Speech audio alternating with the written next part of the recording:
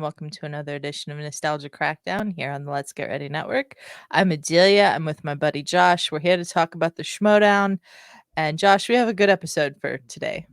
Absolutely. We got the Anarchy Tournament. We mentioned it a bit on the last episode, but even though we were doing the whole corruption episode, I think the Anarchy Tournament was so big, both for the Schmoedown in the moment and in the future, that it deserves its own episode. And that's what we're giving it to you right now.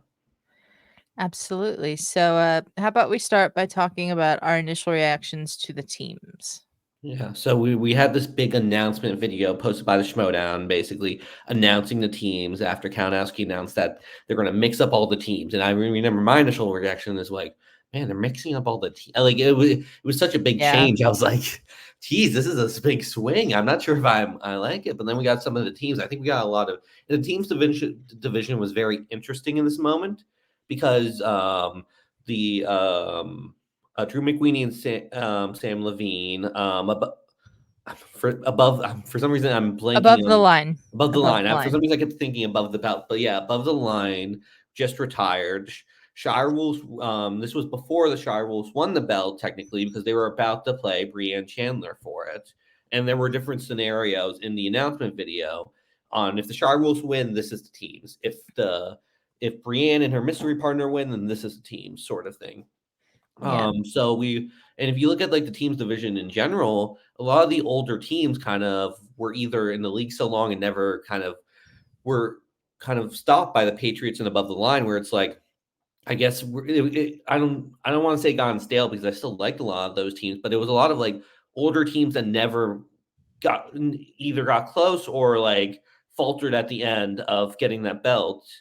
And the younger teams, it didn't feel like we had as much like younger, exciting teams in a sense. So in hindsight, it makes perfect sense to shake it up in this way and give all these players who had the same team partner for the entire Schmoedown history, mostly, a new partner. And there were a lot of, and also another huge thing was Dan Murrell just came back to the Schmoedown and he didn't have a Mm-hmm. partner.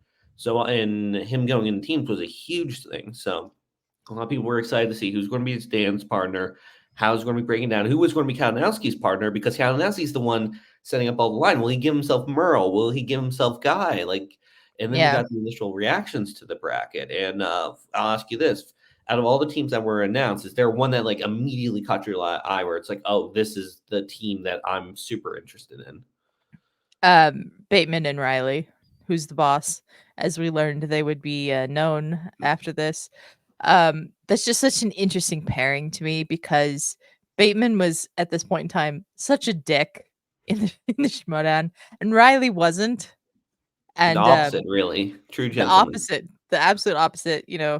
A Superman and Lex Luthor, if you will, since Riley always loved the Superman references. And managed by Yeah, Dagnino as well. managed by Dagnino. It was just such an interesting combination, the three of them. And it turned out to be a pretty successful one in this tournament. But I was really intrigued about them. I was also intrigued by Giralde and Atchity. It was like Giralde is an underrated player. Atchity's all over the place. He can be good, he can be bad. What is this gonna look like? And it was an interesting ride with the Paddington 2 for as long as they were together. Absolutely. For me, the two teams that caught my eye, or I'll throw out three because there were three. I think the two teams you mentioned obviously were huge announcements, but what really caught my eye was for obviously Roka and Merle teaming. I thought that was a Mhm. fascinating choice, and I think Yeah. it's because like yeah, we look now and that's like, oh, that's the super team. Those are two of the greatest Schmoedown players of all time. Definitely, both of them are in the top five. Mhm. Some I don't know if a lot of people still argue Dan is the GOAT after Levine's legendary run, but Dan was for a long time the GOAT, and Roka was very much up there, especially at that time. And I think the only reason this team got made is because Merle was suffering such a devastating loss. And this was like the only point in his career where fans actually questioned, oh wait, is Merle just going to come back super rusty and nowhere near to his old form? And I think I Yeah. remember Christian saying on backstage that part of the reason I remember Christian saying it somewhere. I don't exactly remember where, that like part of the reason Dan and Roka was teamed up is because Christian wanted to give Dan a teammate he felt comfortable with after that huge Andrew Guy loss and after Yeah. that huge like spectacle, if you will, and like it was that was a tough loss for Merle. So seeing them team together, honestly, I wasn't a huge fan of it on the announcement. I was like, these two are two greats. I kind of wish they had like a different type of partner, someone who has something more to prove. And like it's one of Mhm. those things where when Merle and Roka team up, it's like who's going to get the credit type of thing when they're both so great. It's like I Yeah. don't know. I was like, God, really, we're adding a super team to the tournament. That's number one that caught my eye. Number Yeah. two is I was really, really interested in Lon and JTE because Yeah. Lon was a fantastic character at the time with the professor. And JTE, just after the Patriots now basically have broken up, it's fascinating to see him with a new partner. Both him and Snyder, honestly, with new partners. Mhm. Um, and it was and I'll say the third is the Odd Couple. And Draco and Snyder was a fascinating team combination. Yeah. And I think Snyder, like in the announcement video, like yells out after it's announced that Draco is his partner, like in Joy, basically, if I remember correctly, or something like that. And there was a lot of very intriguing teams in this, and I think there were. I'll be honest, I think that's another thing I felt about the announcement is the teams felt very top heavy, where it's like, okay, there's these teams that we know are threats, and there's these teams that are like, okay, Yeah. I get, like they're going to be a fun matchup, but it'd be surprising if they won a round. Mhm. Um, and the other thing we have to talk about in the announcement is because the Shirewolves might have lost against Brienne Chandler and her mystery partner at the time, there were two scenarios with the Shirewolves competing in this tournament and breaking up, which, by the way, insane to think about. They would have broken up the Shirewolves. I know, If since they, they just put them together. I'm like, I honestly, I'm glad they won, but also like, even if they lost, I really was like, they shouldn't be in this tournament. You should just stay. Like, you have one team stick together. That If news. we're gonna have one team stick together for this tournament, it shouldn't have been the Wild Bears. It should have been the Shirewolves in that Oh scenario. yes, that's also very true. I forgot the Wildberries stuck together. Yeah, the Wild Bears stuck together. Yeah, so in that scenario, Clark would have been paired with Drew McWeeny, and Rachel would have been paired with Andrew Guy, which would have been fascinating for me to see how she would have put up with, Andrew Guy. And then Andrew Guy didn't end up being in this tournament, and Drew McWeeny ended up paired up with Brienne Chandler. Yes. So that was the initial reactions to the bracket. Let's get into round one. So we got a lot of interesting round one matches from the bracket. What is there any one specifically that kind of like is etched into your memory? Um, I really enjoyed Take the Cannoli, which was McWeeny and Brienne versus the Self Righteous Brothers, Whitney and Mark Edward Hoyk. That I'd say is one of the closest matches of the first round. There was a lot of TKOs in the first round. Yes. But the chemistry that those four had playing against each other was really fun to watch. And I really liked the pairing of Whitney and Mark Edward Hoyk. There was just something creepy about them that was fun to watch because I don't normally like the creepy stuff, but that pairing was just fun to watch. And Drew McWeeny and Brienne complemented each other pretty well, I thought. Absolutely. I think that was by far the best match of round one, which is very funny because if you look at the tournament, the winner of that match does lose in the next round.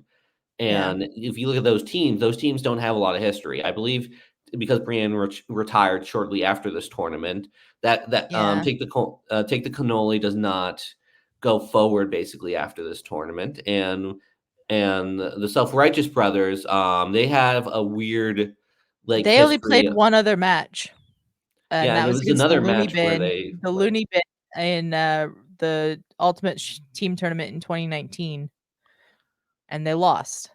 And it was another, like, really good match, if I remember correctly, Yeah. I that was a team where it's like, man, if they could just have gone in, like, 1 or 2 matches that aren't tournament matches, not even, like, a title shot or a title path, but just, like, some more games under their belt, some wins so they can stick together. Like, that is Yeah. a team that would have been so much fun to watch. I completely agree about that. I'll also say an underrated one, even though this wasn't as close, is Founding Fathers versus Wait, I Know This. That was That was a fun match that was a because that fun was a match. live match, wasn't it? Yes, it was a live match.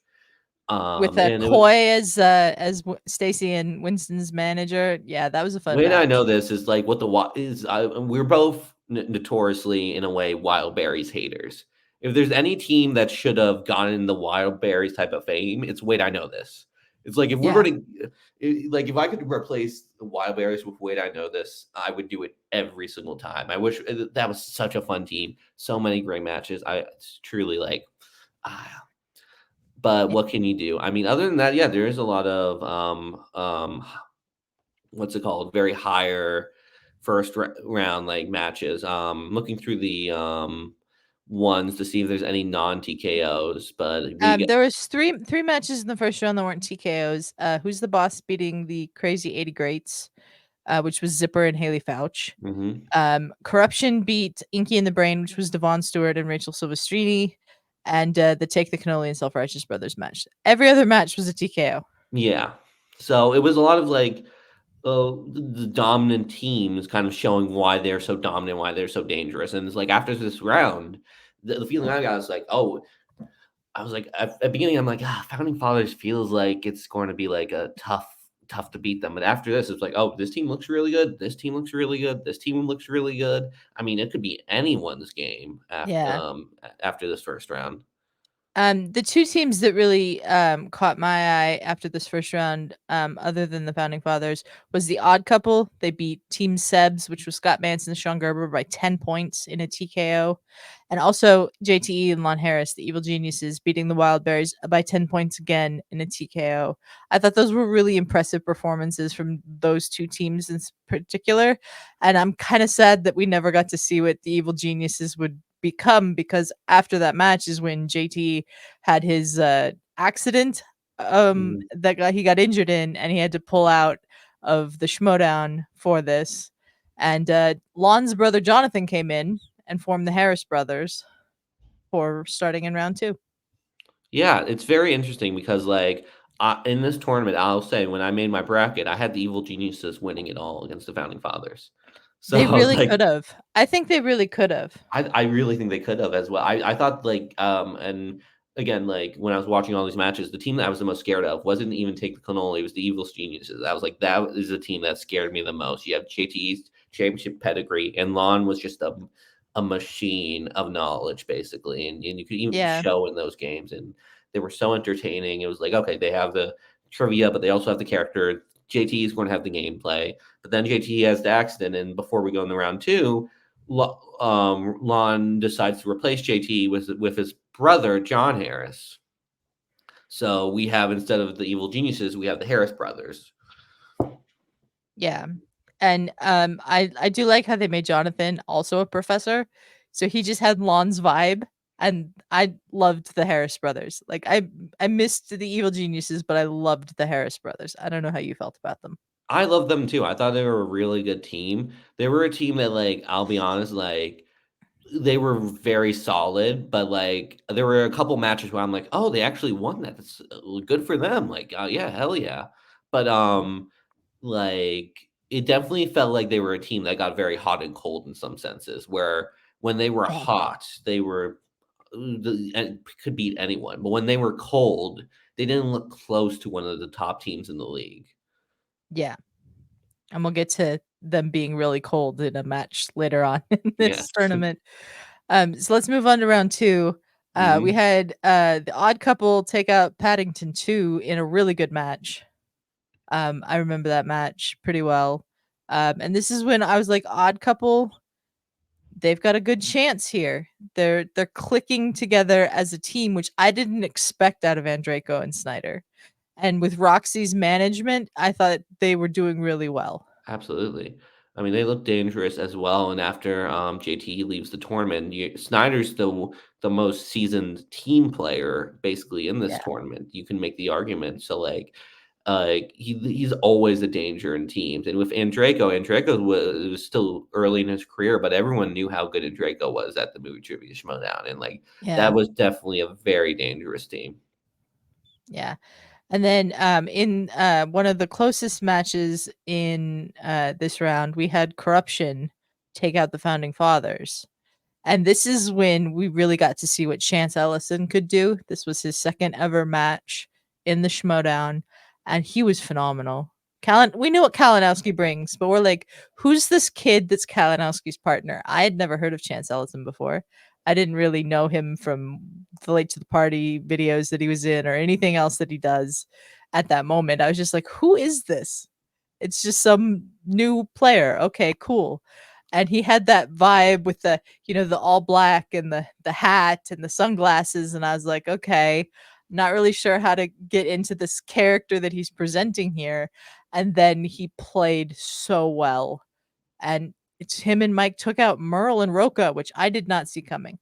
Absolutely, like, especially after they were one of the non-TKO matches in round 1, and it was a Yeah. low-scoring game, 19-18. So, like, it definitely was, something that I did not see after the first round, but and it's so interesting because, like, out of all the teams that caught our eye, we didn't talk about Mike Kalinowski, when it Yeah. came initially. We were like, "Oh, he's pairing himself with a rookie. That's very interesting. I mean, that rookie must be very good," or I mean, who knows? But I mean, credit to Mike and Corruption for allowing that, by the way, because Mike is Yeah. basically the selling point of the storyline, and for him to put his basically teams tournament run, which is very important. As I said, corruption doesn't work unless Mike keeps winning.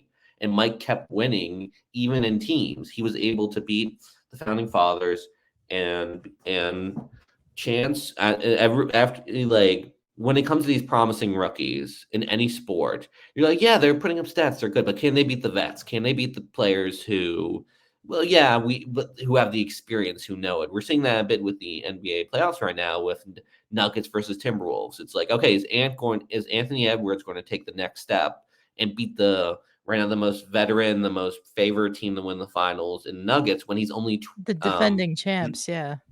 defending champs when he's only 22 to 23 years old or something. I believe he's in that Yeah. range. I Yeah. could be slightly off, but like no one's it's very very unusual for someone that young to be leading a team to the NBA, possibly NBA finals or beating a team like the Denver Nuggets, especially at that age. And it just shows you how special Anthony Edwards was and also how special Chance Ellison was. You're facing two of the biggest Schmoedown legends, and you're a rookie. You're with Mike Kalinowski, who is now one of the Schmoedown legends, but at the time he was with a good to okay team with DC Movie News, and like you're heavily the underdogs of the match, and you're able to pull off that upset, and that's a career making, but a bit for Mike, but much more for Chance. That's a career making win.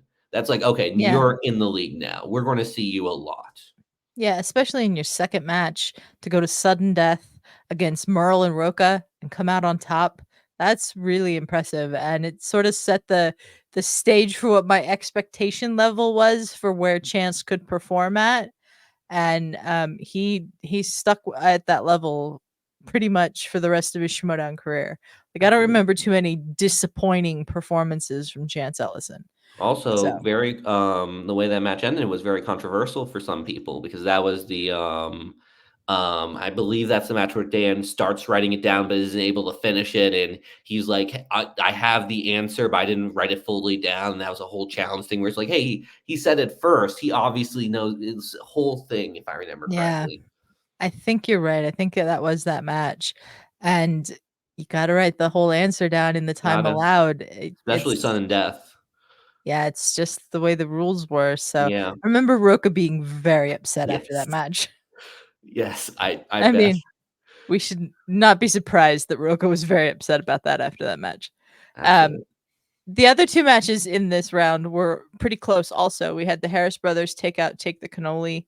Um, that I think was won on a 5-pointer by the Harris brothers. And then Who's the Boss in a 1-point game takes out the Cinemaniacs, which was Bibiani and Nost. Now that was a team, the Cinemaniacs, that I had no idea how they were going to perform. Because Bibiani we know is really, really good. Nost we know is really, really good, but their personalities seem so different to me that I couldn't tell how they were going to gel as a team. But I think they had a good showing in this tournament.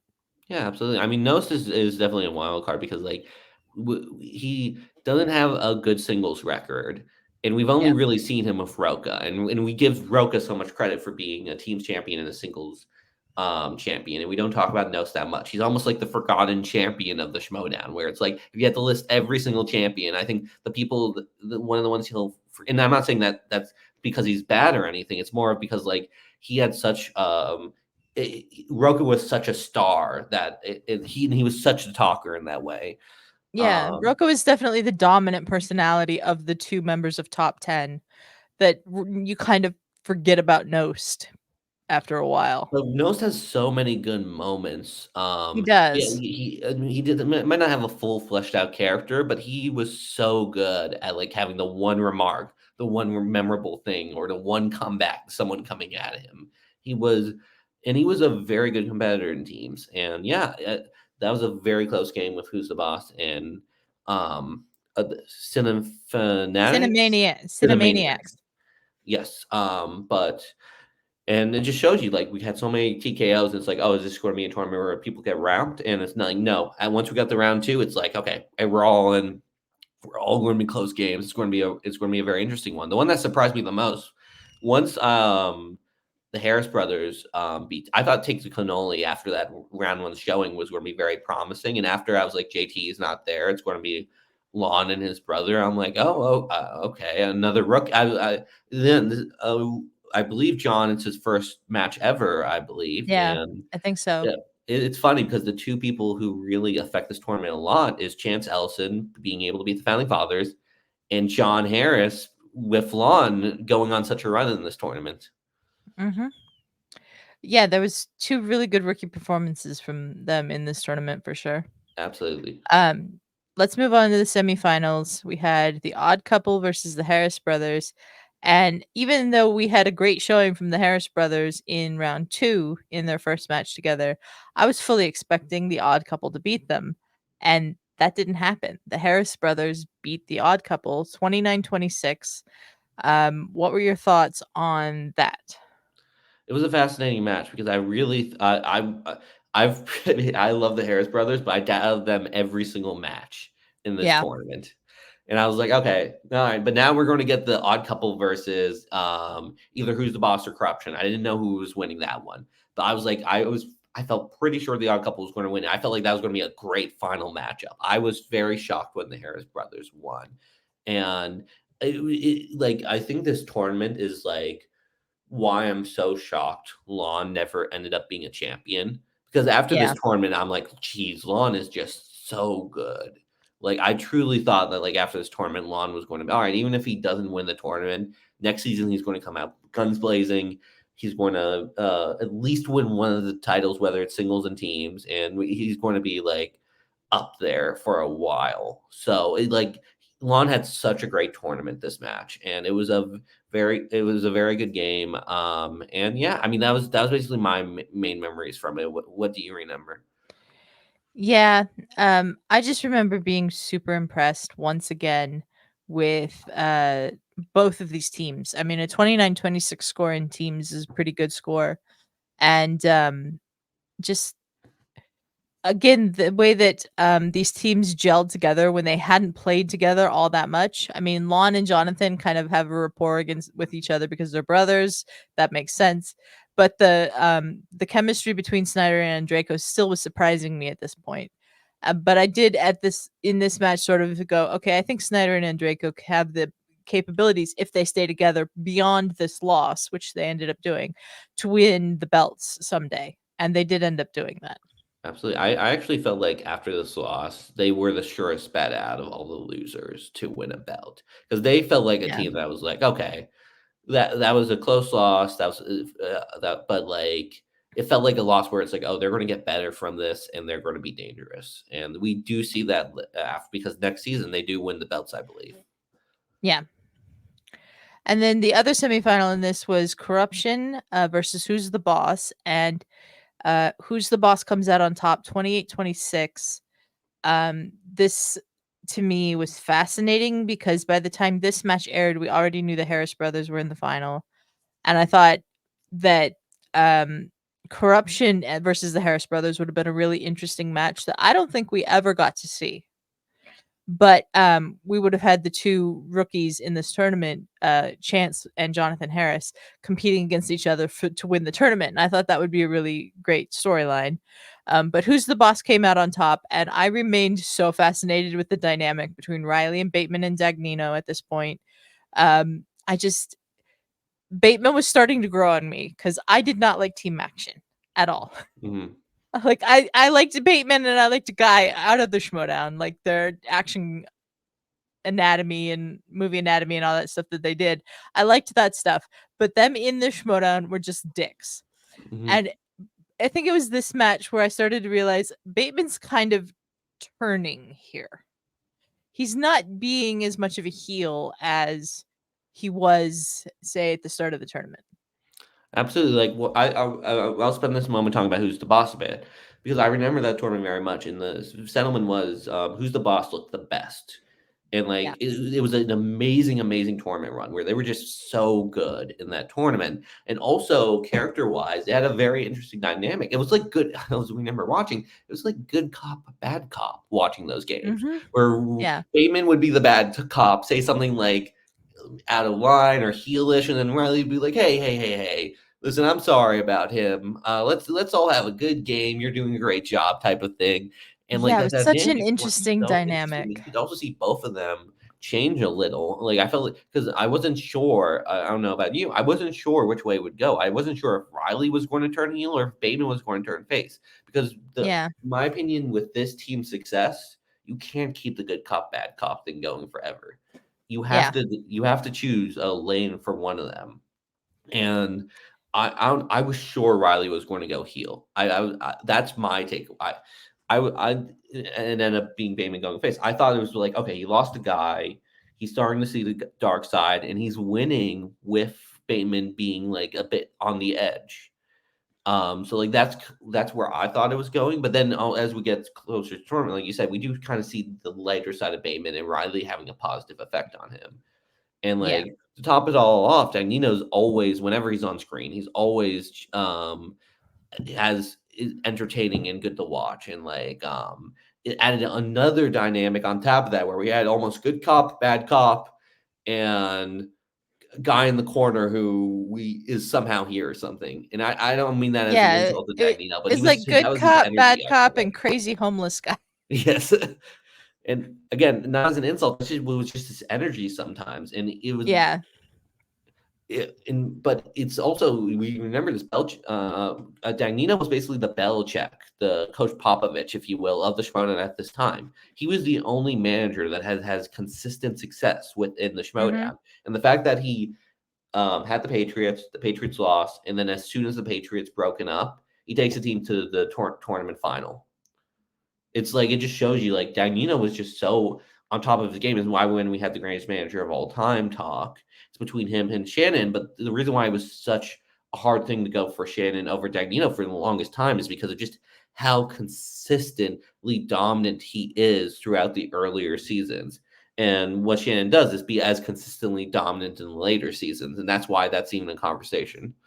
Yeah, and just like you said, Dagnino had success with so many different people. You know, the Lion's Den, then Who's the Boss, then the Horseman, then the Finstock Exchange. Like it was everybody, and it was very interesting to see um the how he and Shannon went back and forth against one another in the end, in that sort of like who's the greatest manager of the Schmoedown debate. What I'll definitely say is Dagnino knew how to pick them, if you will. Like Yes. he picked who's the boss. I don't know if he did or pick it, but like he always just found a way to surround himself with talent. No matter Mhm. what season it was, no matter what it was, he was just like it's very few players that were on the Lions Den or on the Finstock Exchange or on the Horseman that you were like, oh, there's no talent there, or I don't know. It's like no, like every single person it feels like he worked with was like, oh, that guy was super talented. Oh, that guy was also. It was like honestly, it's almost like he might not be the greatest manager of all time because I'm on the Shannon Barney side, but he might be the greatest general manager of all time if we have that discussion. Because like if you look at his talent of the people he's played with, by far it's I think by far even with corruption, it's by far the he has so many great players he's played with, kind of Yeah. managed, if you will. Yeah. Dagnino definitely a Schmoedown legend. And anybody that argues otherwise, I'm like, what were you watching? You were not watching what we It's were like the people watching. who's trying to argue right now. Oh, Belichick's not good. He actually was never good. It's like Yeah. we're Yeah. a bit too far the other way right now. Yeah. Yeah. So let's move on to the tournament final.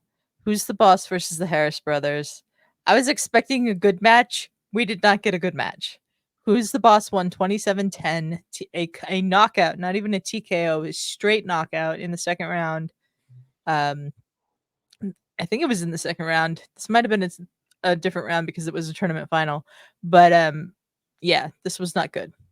Yeah. It was yes, it was definitely one of the weirder matches I felt like watching it because it felt like the Harris brothers were a completely different team. Like Yeah. when I was watching it, and It was like, did you, what happened to them? I don't know. I think this is also the match where it's like John Harris just because he was very consistently getting like 8 to 9 points in round one, and then at one point he starts getting five consistently. And Yeah. I was like, especially against Who's the Boss, who has been so dominant, you can't give them that like cushion, if you will. And like it's weird because even after this match, you look at the Harris brothers' career. It's just weird. It never feels like they're the same team anymore. It's like I don't know if this Yeah. loss affected them so much to the point where it's like w- it's tough to get over that hump when you lose that badly in the spotlight. But like after this match, they actually never win again after this match. Yeah. They win twice against Take the Cannoli and Odd Couple. They lose to Who's the Boss. Then they have a number one contender match and lose to Critically Acclaimed. Then they get broken up, and then in 2022 they play against JT and Paul Preston and lose that match. So it's amazing that because like they never win a match after that win against the Odd The Odd Couple, Couple.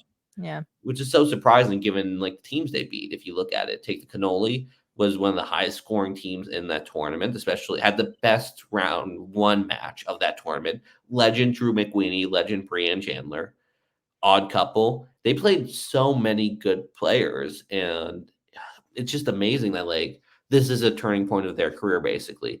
Both It's long. it, yeah, it's really the turning point of Jonathan's career because Long goes on to success with Paul in the late, the seasons with the The final exam, factions, final exam. Yeah. but he also Jonathan never wins the Harris, belt. he never wins the belt, but Jonathan Harris never wins a match again, Oh, really? ever. He lost his only singles match against JTE the following season. He never wins another match with Lon. And when he formed the midterms with Eric Zipper in the 2021 season, they lose their first match to Danger Zone. Yeah, He never wins another match. it's It's kind fascinating. of crazy to think about, considering And how well he played in those first two matches he was in. and also like I remember there was a point where it's like there was a free agency period, and I remember on Twitter he's like, "Hey, I'm available for any teams that want to draft me," and like no one did or no No one one picked him did. up.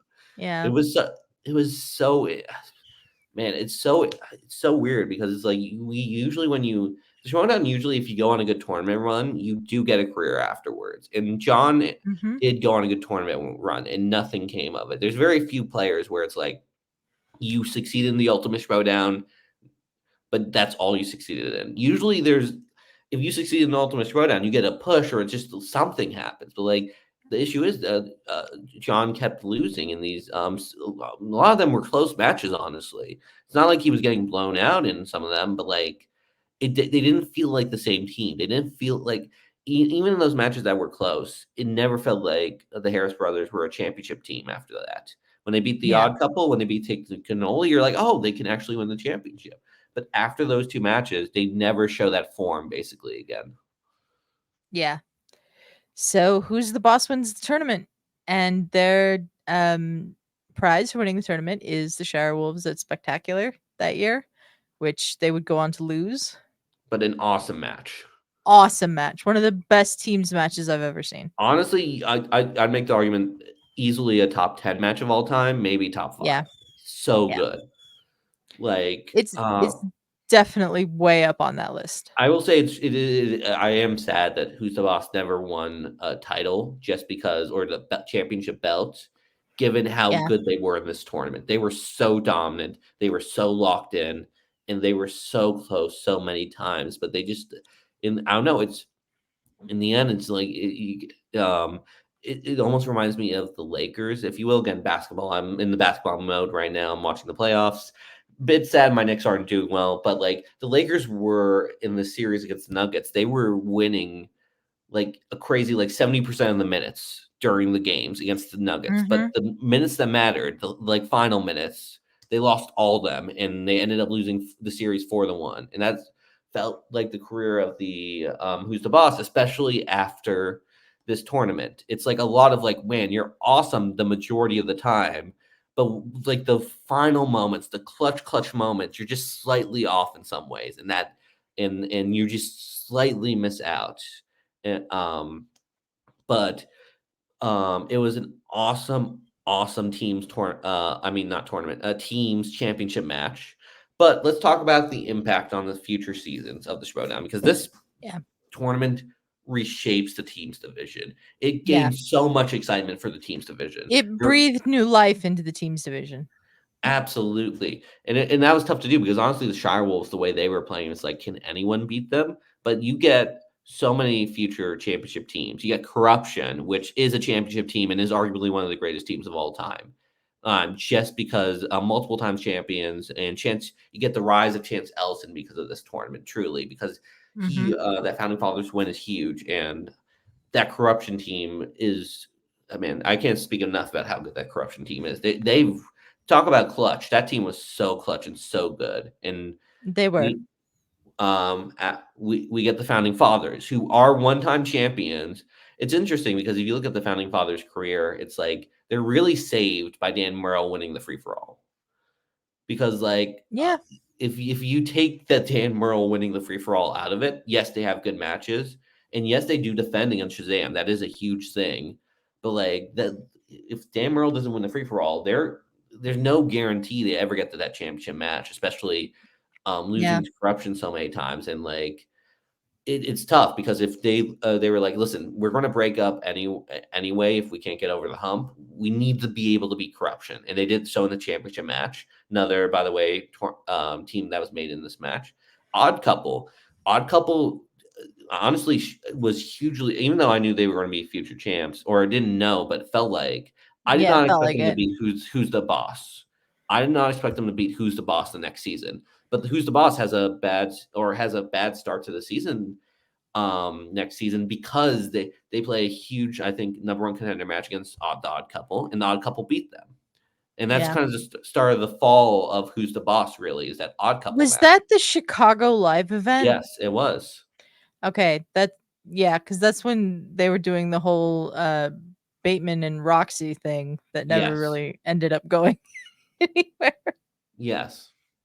Yeah, so that was the Chicago live event, and that was the one where I think Bateman asked for a repeat when he's out. So Yeah, I think like so. So that was a huge match. But Odd Couple become champions. They're another team that's like, oh, this is maybe one of the greatest teams of all time. And even some of the Mhm. teams that aren't the greatest teams of all time, we get the Harris brothers are in a lot of important matches. They play like, or not a lot, but they play critically acclaimed in a number one contender match, and that sets up a critically acclaimed losing to the Shirewolves, and then um, Bibiani joining Brendan Meyer with Shazam. Yeah. Mark, even though Whitney and Mark didn't really do any, they had one other loss. Those two matches were very, very entertaining. They're always a fun team in Schmoedown history. Yeah, they were And great to I'm trying to watch. think. And Paddington 2. Paddington Paddington too. 2 did stay together. They played another tournament, and they were in one of the most infamous Schmoedown moments of all time with the Yep, family. yep, The Mad Atchity Challenge, will like this team comes from that. So yeah. there were so many things. I even think like a long term thing that comes from this tournament that's like very hard to see is Winston being managed by Coy in this tournament. I think greatly affects his managing style when he becomes a manager. I agree. And because of that, like it's interesting to see if Winston, like clear to see the influence, or I think Winston might have said something about Coy influencing him when he became a manager and what he learned from Coy. But that's impact that's even down the line where it's all the way to the faction system, if you will. But like Yeah. there's the next like couple of years is so like honestly all of Schmoedown history is so influenced by this one tournament. Absolutely. I mean, there's so many great teams formed during this tournament. We had some teams stay together after this tournament that we haven't talked about yet. Like we had another year of Inky and the Brain, which was Devon Stewart and Rachel Silvestrini, and just watching Rachel Silvestrini becoming more and more frustrated with Devon Stewart because he was not very good. And uh, the Wild Berries, of course, we had them in this tournament because I still don't know why the Wild Berries had to stay together. I'll be honest, like the wild berries is a thing that we just have to like realize we're just never going to get, and that's okay. It wasn't for Yeah, it us, if you will, was not but for us. not for not for us. But good for the wild berries, I guess.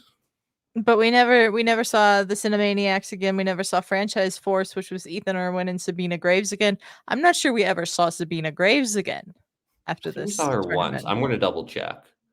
Um, we also didn't see War Machine, which was Janine and Brian Walton. I don't know who Brian Walton is. I don't think we ever saw him again either. We definitely didn't see. Oh yes, we do see Sabine again. I think she was drafted by Sam Levine. Yes, she was I don't drafted think by Sam she. Levine in The Usual sh Suspects, I don't think and she played much though. she played. Let me see, is this before? Yes, she plays Lon Harris in a singles match in the Ultimate Schmoedown 2020 and loses by KO. Oh yeah, the COVID year. Yes, Okay. that is the only match I believe she plays after this. Yeah, I don't think she played after that. No, she just Um, plays Lon Harris in the Ultimate Schmoedown tournament. okay. And we didn't see again the crazy 80 greats, which is Zipper and Haley Fouch. We saw both of them again, I think, but we didn't see Yes, that team we again. we saw both of them play against each other, I believe. I think we did, yeah. And who else is on this list that we didn't see again? We Um, didn't see McWeenie and Chandler just because McWeenie yeah, retired. I mean, not McWeenie. Brienne retired from competition. McQueenie eventually retired from competition, but Brienne Yes. he does form the family with Andrew Guy first, which is one of the greatest teams that never won the belt, if you ask me. Oh, absolutely. And also, by the way, we haven't talked about this team at all. We haven't seen Manson Gerber. Yeah, Manson Gerber, I don't even remember. No.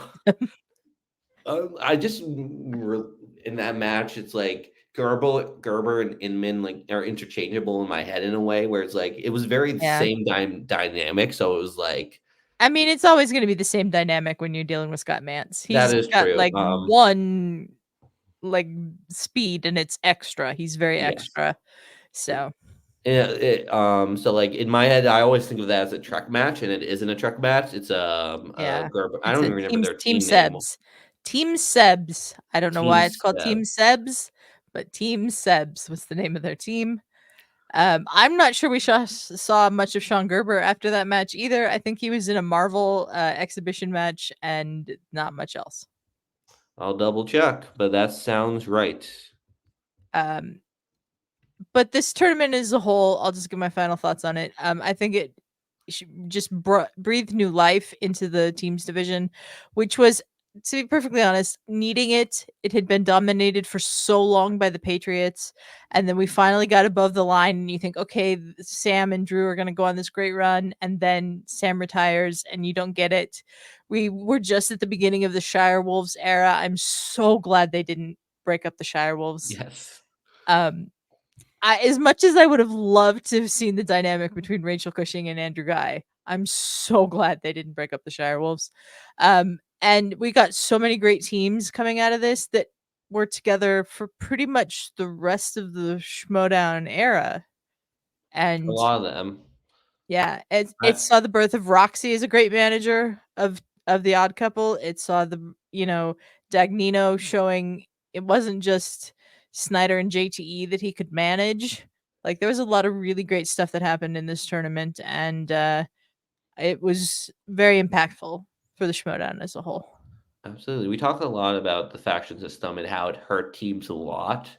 I think like pre-faction system, this is start of the golden age of teams where we get so many competitive teams that feel like they can win the title. We get so many interesting twists and turns with who's the boss losing to the odd couple next season, and like corruption in the founding fathers rivalry in that sense. Like to me, this is like almost, in my opinion, the golden age. You have the Shirewolves, the dominant champions.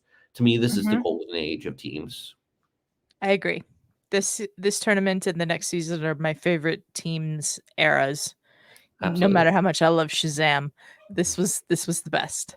Absolutely. So that's the Anarchy tournament. Josh, where can people find you? They can find me here on LGR. I talk about the Schmoedown once a month with my good friend Adelia. Supporting me is just supporting LGR, so go ahead and support the Patreon. It's a great deal. You get to hang out with some great people and be a part of a great Discord server and community. There's also a lot of other great perks, and just tune in. Feel free, if there's any episodes, specific topics you want us to cover, feel free to put that in the comment section below. We always read those, and we do our best to we read those and we make sure if there's any topics we're like, oh, let's definitely see if we can do an episode on this. So as always, it's great talking Shmoedown. It's great talking with you, Adelia, and yeah, that's basically it for me, I believe. Yeah.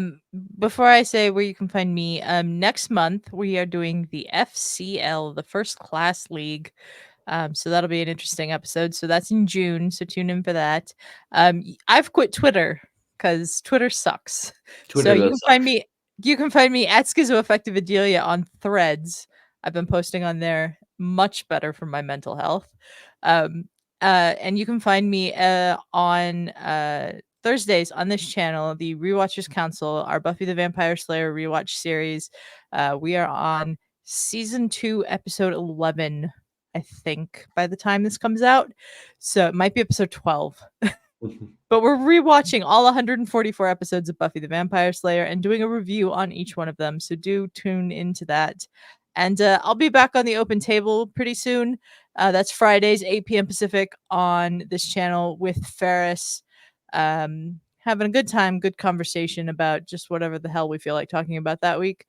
And yeah, subscribe to the channel if you would please. We are on the road to 1,000. We are getting ever so closer. We're at like 925 when we're recording this, so we're getting there. And if you have any comments on what we've talked about today or any thoughts on the Anarchy tournament as a whole that you want to share, do put them in the comment section below and like the video as well. And until next time, guys, we are out. It's for real.